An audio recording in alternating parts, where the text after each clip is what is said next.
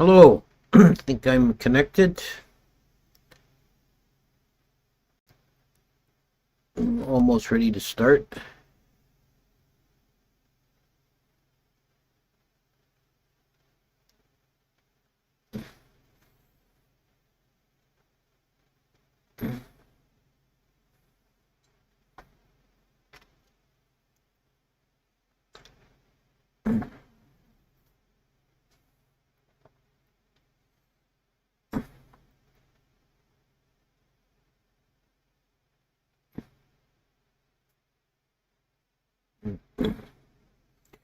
Namo tassa bhagavato arahato sama sambuddhassa. Namo tassa bhagavato arahato sama sambuddhassa. Namo tassa bhagavato arahato sama sambuddhassa. So I think I'd like to address in this talk and probably a few subsequent talks the way to approach studying the Dhamma. First, we'll make a distinction between what's called in Pali Patipada and Pariyatti, which is practice and study. Of the two, the practice is the most important. One can attain the goal without study, although it may be more circuitous route than if one had some theory. But one will never reach a nibbana by study alone. No, that's clear.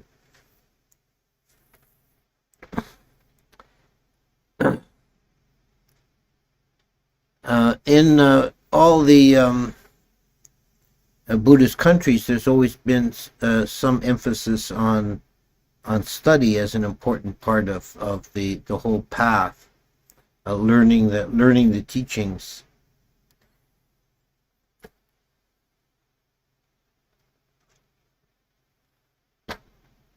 And in Buddhism, there is a vast literature.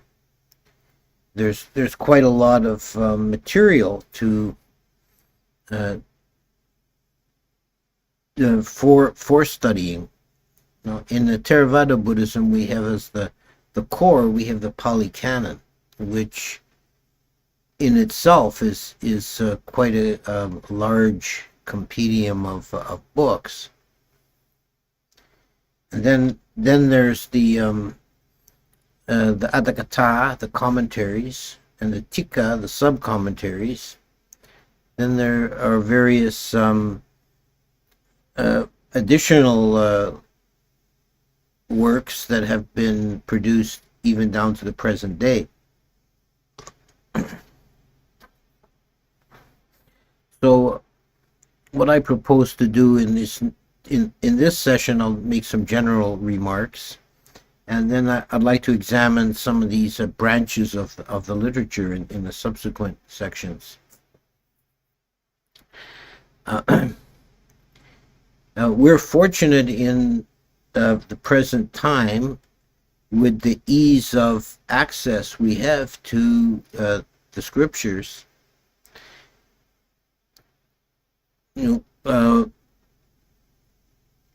All of the Sutta Pitaka has been published, translated into various languages, complete in English, I think in some other languages as well.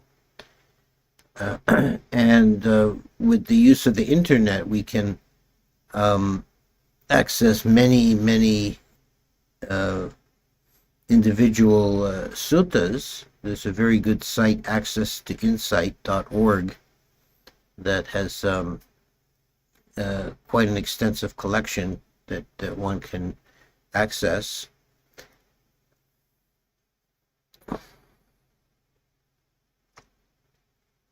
And if a person wants to go back to the original, the whole Pali Canon in Pali is available in digital form. So this is in comparison to ancient times when we have stories of, for example, Chinese monks making long, hazardous journeys through the mountains to get to India to acquire the scriptures. We have an incredible wealth available to us with unheard of ease. And the danger, of course, is that now we take it for granted.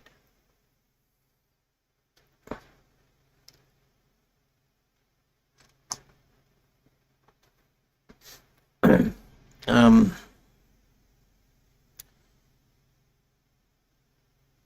I'd like to say something now about translation. Mostly we'll probably be looking at the suttas in translation into English or another language. We should be somewhat aware of the limitations and difficulties of a translated text. There's no such thing as a perfect translation. It is, in fact, impossible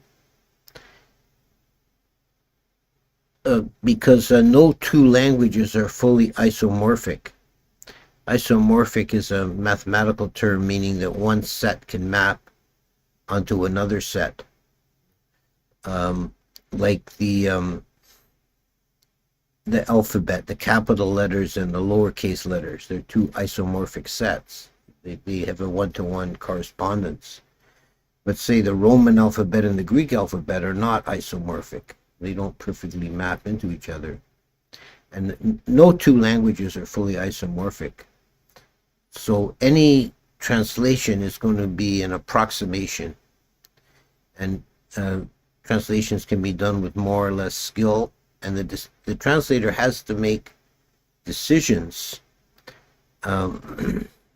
There's an overriding decision the translator has to make, which is more important, readability or accuracy. Very often, if you translate with an emphasis on trying to be as one-to-one as possible with the original text, the result becomes incomprehensible in its unreadability in English. An example of this that I can recall, I don't know if anyone else has seen these, is some of the early translations of Ajahn Mahabua's talks that were done back in the 60s and 70s. The translator, I understand, felt such respect for Ajahn Mahabua that he was very afraid to tamper with his words. So he translated from the Thai pretty much word for word, which made quite a mess in English, because Thai language is grammatically very distant from English, and it doesn't really work to do a word for word translation.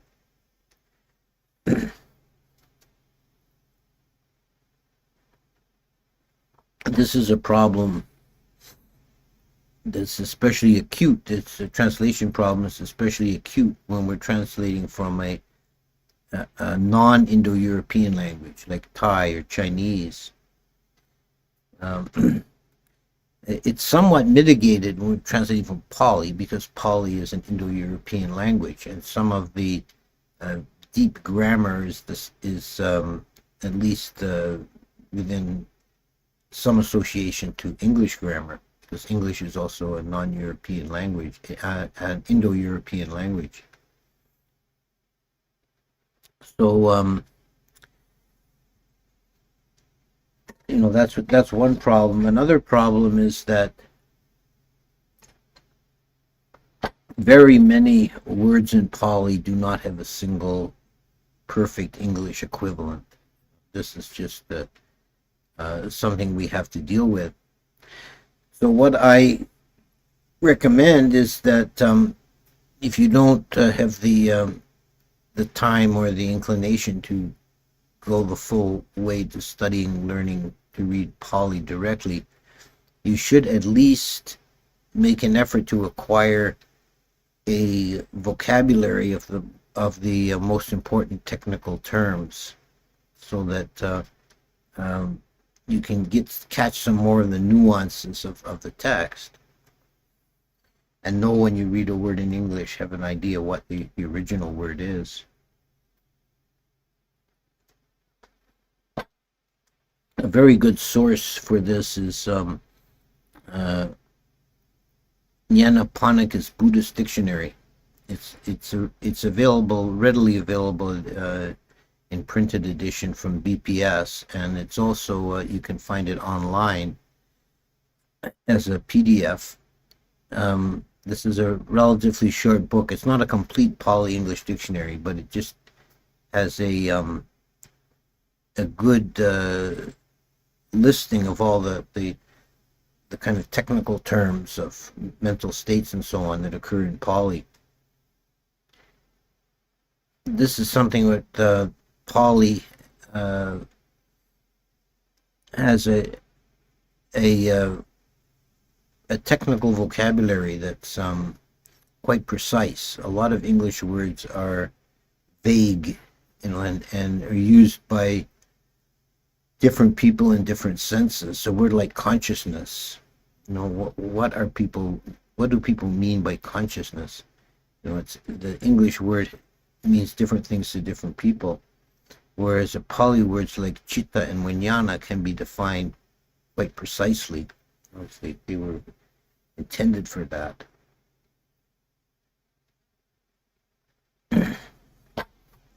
So we have to have some caution with using in reading translation.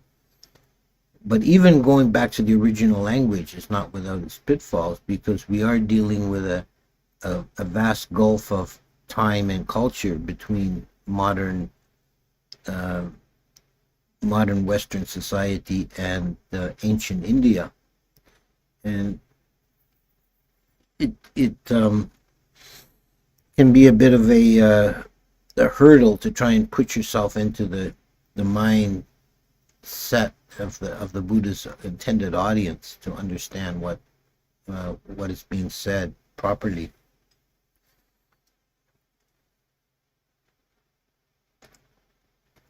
We should always be on guard that we're not imposing modernist interpretations and conceptions onto the text where they're not present.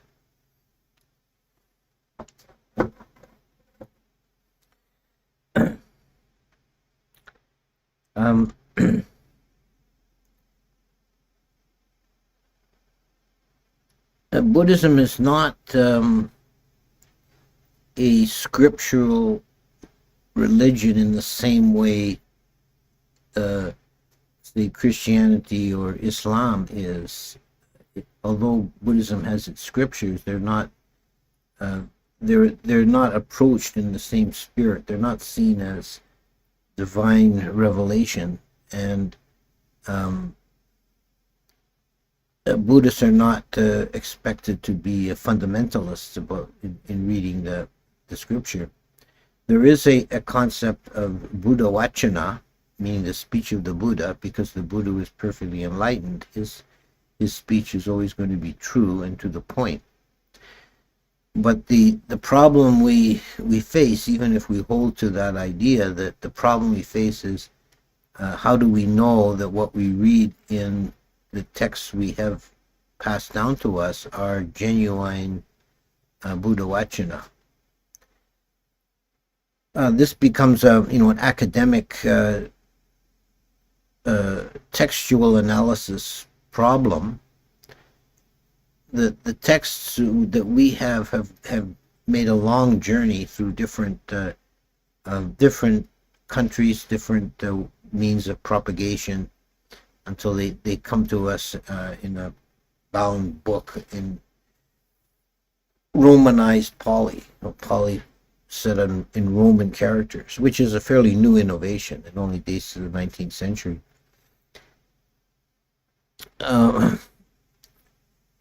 Fortunately, we have some idea about the veracity of the texts, and some scholars in particular Bhikkhu Bodhi and Anelio Bhikkhu have done considerable work in comparing the Pali texts to what are called the Agamas. These are Chinese language versions of early Buddhist texts that can be compared to the Pali. And the theory is that where these texts agree with each other, with the Pali with the Chinese Agama, then we can be quite confident that the text dates no later than the Second Council, because this is when the two traditions went their separate ways. The Second Council is traditionally considered to have occurred about 100 years after the Parinibbana of the Buddha. So this takes us quite far back. And the result of these investigations, it seems to verify that the vast bulk of the Sutta Pitaka can be relied upon to date to that period. If you're interested in looking at these details a bit more, if you get Bhikkhu Bodhi's translation of the Anguttara Nikaya, which is one of his more recent translations, the footnotes contain many references to comparing the text to the Agamas. You can get a good sense of how accurate the transmission has been. The suttas were originally spoken by the Buddha in most cases, in some cases by his disciples like Sariputta, and they were passed on orally for many generations. And when people hear this, they think that means that they're unreliable. But the method of transmission was actually very secure, in that it was done by chanting by groups. It's one of the reasons the Sutta Pitaka is divided into Nikayas. The word Nikaya means a group or even a college, and there would be monks who specialized in one Nikaya. So there would be Digha monks and Majjhima monks, etc. And they would get together in large groups every day in a large monastery, maybe a few dozen, and they would chant together one section. So if you have 40, 50 people chanting the text together, it's very hard for a mistake to creep in. It's self-correcting that way. So the texts were probably transmitted quite accurately for those while it was in the oral phase. They were first written down in Sri Lanka, probably in the first or maybe as early as the 2nd century BC, because the country was going through, which was the heartland of Theravada at the time, was going through a very difficult period of wars and uprisings and so on, and the Sangha life was very disrupted, and some of the elders thought that there was a danger of the Sangha being wiped out and the teachings being lost, and the best way to preserve them would be to write them down. So they did one of these group, over the course of many months, they did one of these group chantings, and scribes wrote everything down. Now, after the suttas were committed to writing, it became then the over the next period, it became the most important means of transmitting the suttas, and it had some more convenience in that way. You could have a text and keep it and study it. But it was, I would say, it was during the period of handwritten manuscripts that there was most likely any corruption or additions or deletions to the text would occur. It's very easy for a scribe copying a text to make a mistake, or even deliberately omit something he didn't like, or add a little gloss, which doesn't happen in chanting in groups. Now, we still have some good means of comparison here for the written period. When the Polytext Society in the 19th century produced definitive editions of Pali for Western scholars, they compared three what are called recensions, that is, three versions of the text, one from Sri Lanka, one from Burma, one from Thailand, and all written in the different scripts of the language of the country. And they footnote in the Roman version, which is what many of you will probably have seen, that Romanized Pali. They're using the Roman alphabet is the one we use in English. If you see a printed edition of the PTS Romanized Pali, there are copious footnotes where they note every incidence where the three recensions differ, and they're actually quite close. The most common differences between them is, for example, in the spelling of proper names. Yes, only occasionally is there a difference that might have some bearing on the meaning of the text.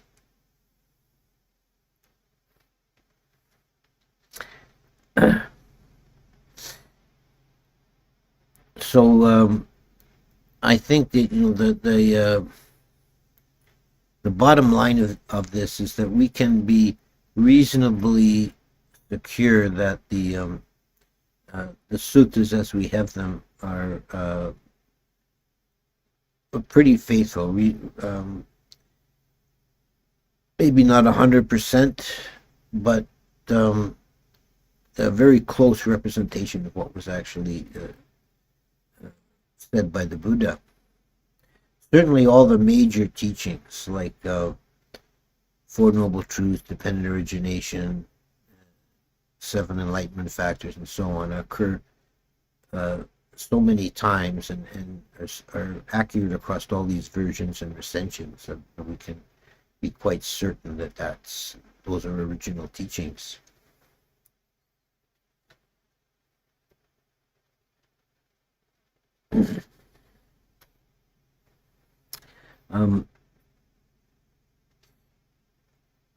Next week I'm going to start having a bit more of a closer look at the Sutta Pitaka and the divisions of the Sutta Pitaka. I've already recommended in this talk that you have a look at Nyanaponik's Buddhist Dictionary. There's another little booklet that's quite invaluable, published by the Buddhist Publication Society, and I'm not sure if this is available online. It probably is. It's called the An Analysis of the Pali Canon by Russell Webb. It has a lot of useful features to it, even though it's such a small book. It's quite a lot packed into it. There's an index where, if you know the name of a sutta, but I'm trying to find it, you can look in the index and it'll tell you where it can be found in the canon with the appropriate numbers. So perhaps I'll recommend one more book. Sometimes people ask me if they want to start studying the canon, where to begin, and I recommend they pick up Bhikkhu Bodhi's In the Buddha's Words. which is a one-volume anthology or collection of extracts from the suttas arranged topically. So there'll be a section on morality, a section on meditation, a section on emptiness, and so on, together with Bhikkhu Bodhi's very excellent comments on linking them together. So it's a very good place to start if you have not studied the suttas before, and then after reading that book, you can go in any direction it takes your interest. So I'll stop there and go to the chat, and we'll see what's going on here. Just give me a second to get it readable.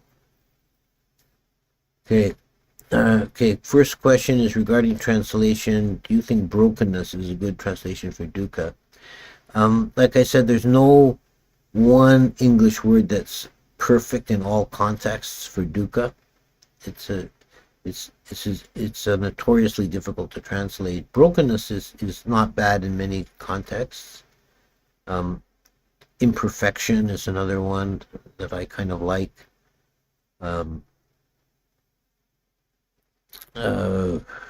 Unsatisfactoriness. There's several that catch some aspects of the meaning. Bhante, why a lot of Western monks other than Bhikkhu Bodhi don't like studying Abhidhamma, saying it's not the word of the Buddha, yet it's clearly conditioned phenomena, and the Buddha said to Akali, if you want to see the Buddha, you should see the Dhamma. His Abhidhamma is still Dhamma. Second, what are the conditions for the arising of Trihetuka Vipaka Citta?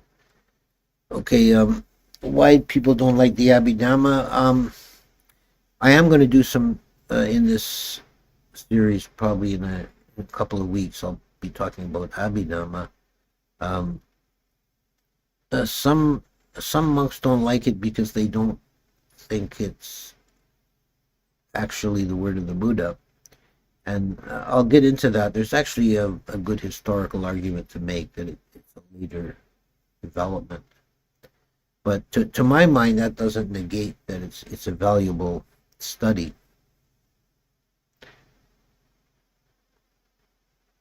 The Buddha, second question, what are the conditions for the arising of the Trihetuka Vipaka Citta? That is a term from Abhidhamma referring to resulting citta with three roots. Three roots are either the three wholesome roots or the three unwholesome roots. That the condition would be a very strong karma, a karma that has some significant volition behind it. Jen, can you clarify that the first noble truth means everything, all conditioned things except nibbana is dukkha? Some monks say the Buddha never said everything is dukkha.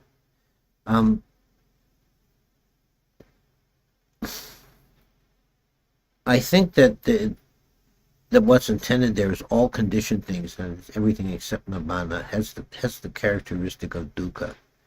Where it becomes problematic is again an issue of translation. If we translate dukkha as suffering, as is commonly done, then I think that statement is not correct. Not everything is suffering. There are pleasurable moments and there are neutral moments. But everything is dukkha in the sense of imperfection, of brokenness, of not being able to satisfy the mind. Every conditioned phenomena has this characteristic of dukkha.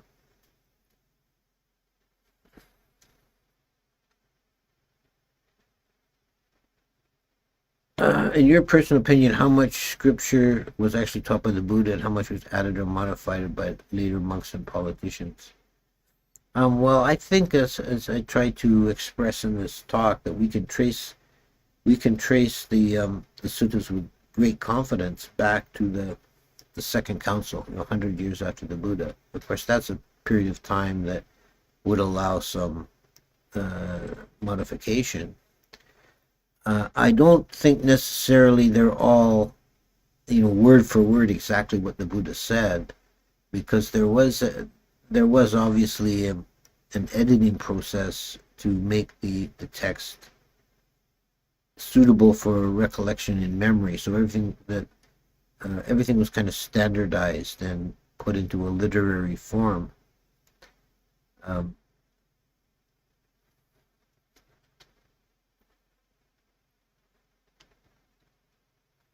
And there may have been whole sections that were added later. One example of this is in a very many people's favorite sutta for its poignancy, its beauty, is the Mahaparinibbana Sutta in Digha Nikaya, the Sutta of the Buddha's last days. It's quite a lengthy sutta, and there's a lot of material in it that doesn't fit well with the theme of the sutta, the main story in the sutta, that was probably added in here and there. Like for no reason at all, there's a paragraph on the 8 causes of earthquakes. It's sort of odd bit that was somebody added it in. There's another secondary work that I found very interesting. Is it's called Mission Accomplished, and I can't remember exactly the name of the monk who wrote it. It starts with it's kind of an unusual name. It starts with a G. It's Jnana something. And he analyzes the Digha Nikaya Mahaparinibbana Sutta, and he compares it to some other versions from other Buddhist schools. And his idea was this was such a favorite sutta that it was, by later editors and redactors, they like to put in little bits of extra stuff in there. And I think that you can find throughout the canon, you can find sometimes a stanza here and there that doesn't seem to fit. It's kind of, not that it's wrong, but it's just out of context. It doesn't flow. Prerequisites you think are necessary if one wants to learn Pali from order? In which case, do you think it's better to start with something easier? Yeah, I don't really recommend starting with order. It's an excellent book, but it's very difficult, and he seems to assume you've got a good knowledge of linguistic terms and grammar theory. It's probably a more useful book to pick up later, after you've got some fundamentals down. There are several books out now that are good introductions. One I like is called A Pali Primer. It has great graduated exercises. It's much more approachable for a beginner.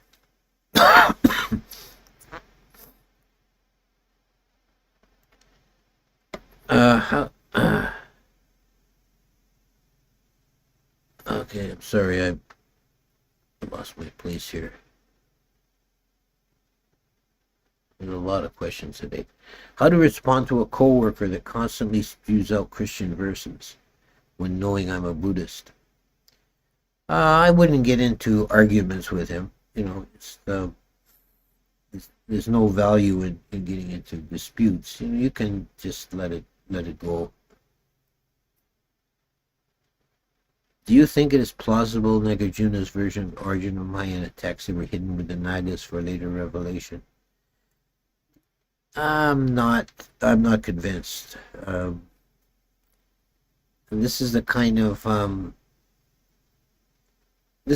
of story that's made to give credence to texts that were produced later.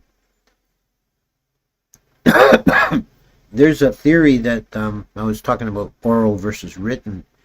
There's a theory that Mahayana teachings only became possible after literacy became widespread in India. because when you have the transmission by chanting in groups, no one could come in and into the group and start introducing, Prajna Paramita.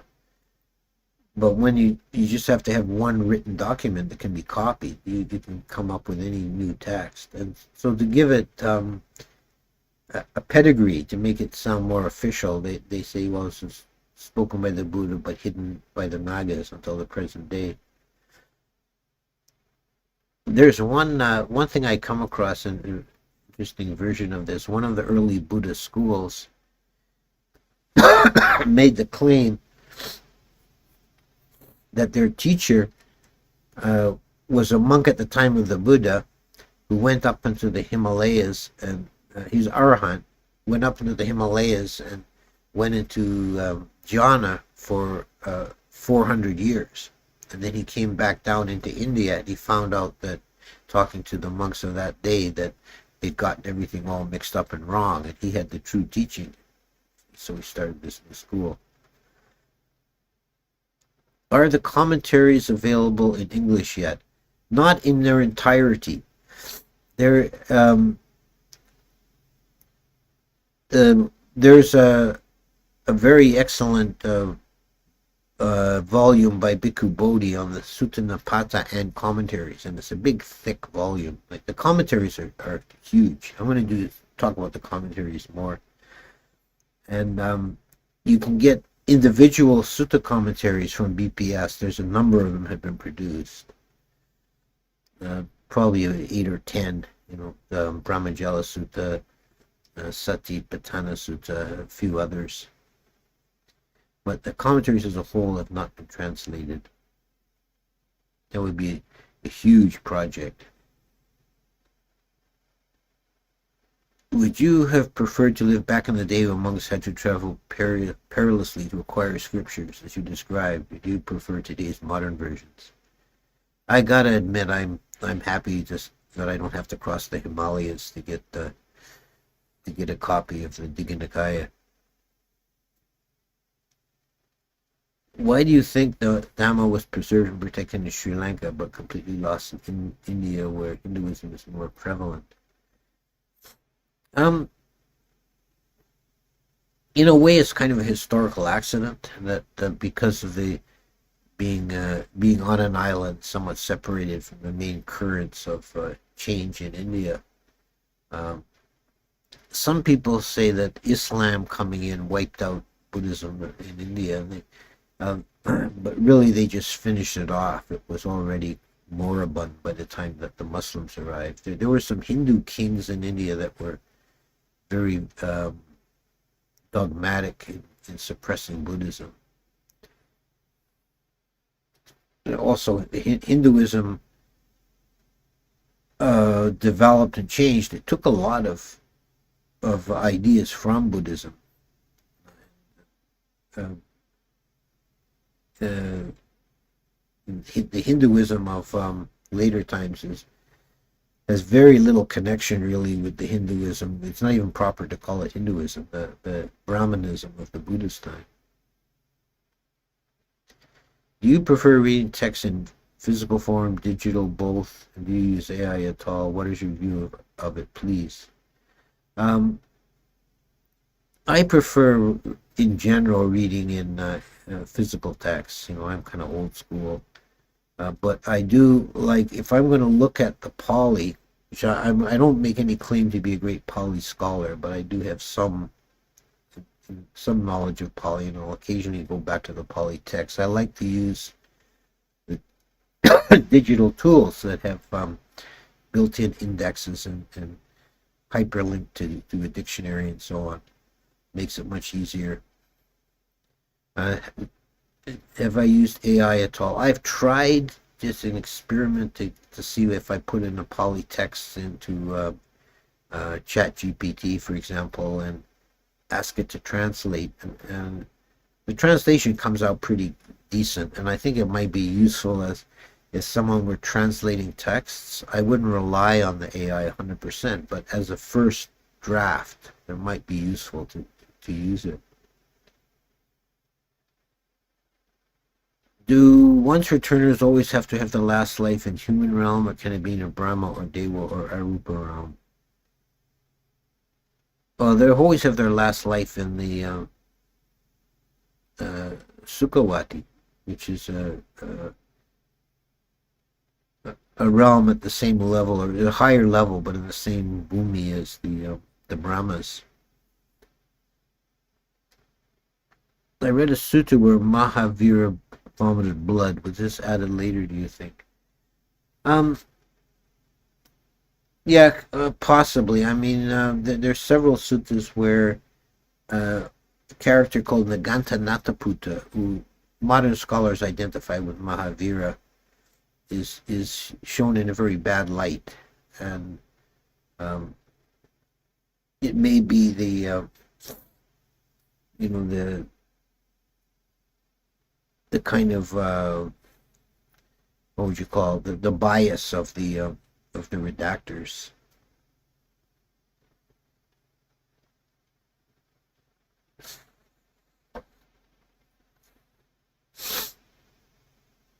I think a lot of modern scholarship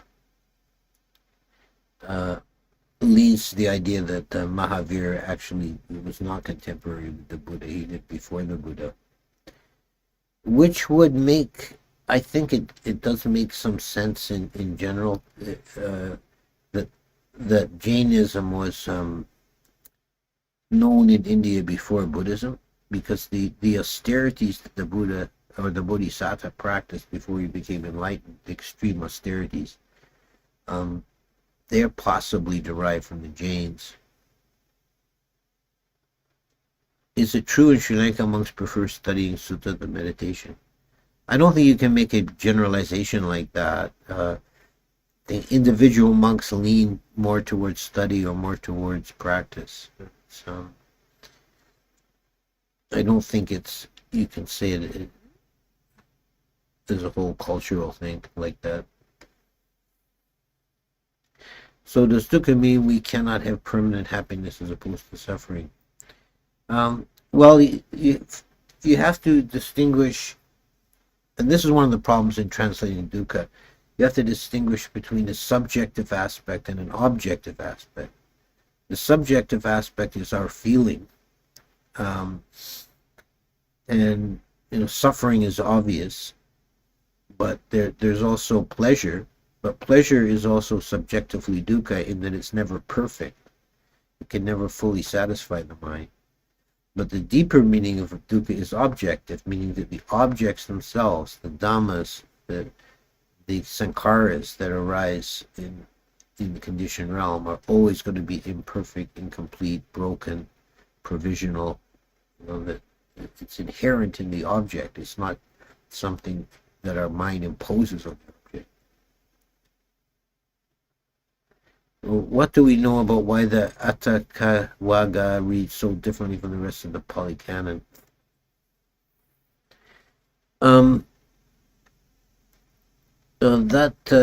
That's Vagga is a section of the Sutta Nipata, and the whole Sutta Nipata has a different kind of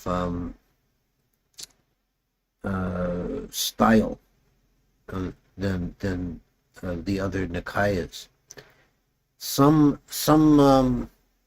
scholars think that the Sutta Nipata is actually one of the least edited or most original, like the oldest in the sense, and most authentic text, because it clearly uses some archaic language. For example, where the god Saka is mentioned, is always mentioned under his Vedic name of Inda in the Sutta Nipata, and that's almost never used elsewhere. So it may have had a different. It's part of and the Sutta Nipata is part of the Khuddaka Nikaya. And we'll get into that, I think, next week about the different Nikayas. But the Khuddaka Nikaya is sort of a grab bag of different texts, unrelated texts, and that may be some. Sutta Nipata may have been some very early divergent tradition.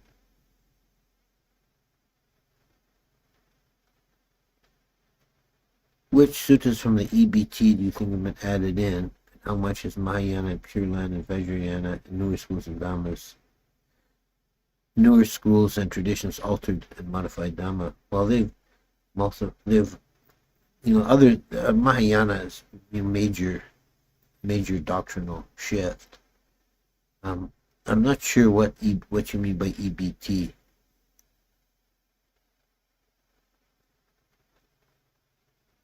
Oh, someone's got the full name of that book I recommended, Historical Analysis of the Mahaparinibbana Sutta, Digha Nikaya, by Petagama Gananarama. Yes, that's the book I'm referring to. That's the subtitle you given there, and it's called The Mission Accomplished. It's the title.